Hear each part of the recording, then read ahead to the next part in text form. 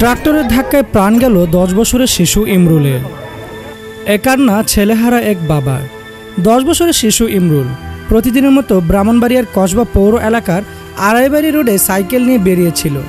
সামনে আসতে থাকা ট্রাক্টরটি দেখে শখের সাইকেলটি নিয়ে দাঁড়িয়েছিল রাস্তার পাশে। কে জানত রাস্তার পাশে দাঁড়িয়ে থাকায় কাল হবে তার জন্য। প্রত্যক্ষদর্শীদের মতে সৈয়দাবাদের থেকে কসবাগামী একটি ট্রাক্টর এসে দাঁড়িয়ে থাকা ইমরুলকে সজোরে আঘাত করলে সাথে সাথে মাথা থেতলে যায় ইমরুলের ও সে মৃত্যুর কোলে ঢলে পড়ে। আমি মূলত দোকানে ছিলাম আর কি, তো আজকে একটা আওয়াজও ছিল যে কি হয়েছে। পরে আমি খেয়াল করছিলাম একটা ট্রাক ওইখান থেকে মানে রানিংয়ে স্পিডে আসছিল, আর বাচ্চারা এই সাইডে দাঁড়িয়ে আসছিল সাইকেল নিয়ে। তো ঠাস করে মাথার মধ্যে বাড়ি লাগছে, তো বাড়ি লাগার কারণে ওর মাথার একটা মগজ আর কি ওই পাশে গিয়ে বসছে অনেক দূরে। আর ও মানে সাথে তো কুচি পাচ্ছে না কি হয়েছে, ডাকাত মারা গেছে। নিহত ইমরুল কায়েস ইমনের বাবার নাম ইমতিয়াজ।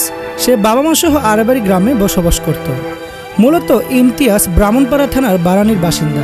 নিহত ইমরুলের বাবা ইমতিয়াজ পেশায় একজন অটোরিকশা চালক।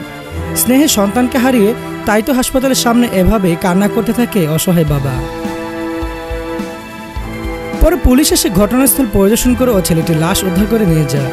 এ বিষয়ে জানতে চাইলে কসবা থানার officer in charge OC Mohammad Raju Ahmed বলেন, শিশুটির লাশ উদ্ধার করা হয়েছে, ট্রাক্টরটিও জব্দ করা হয়েছে, তবে ট্রাক্টর চালক এখন পর্যন্ত পলাতক।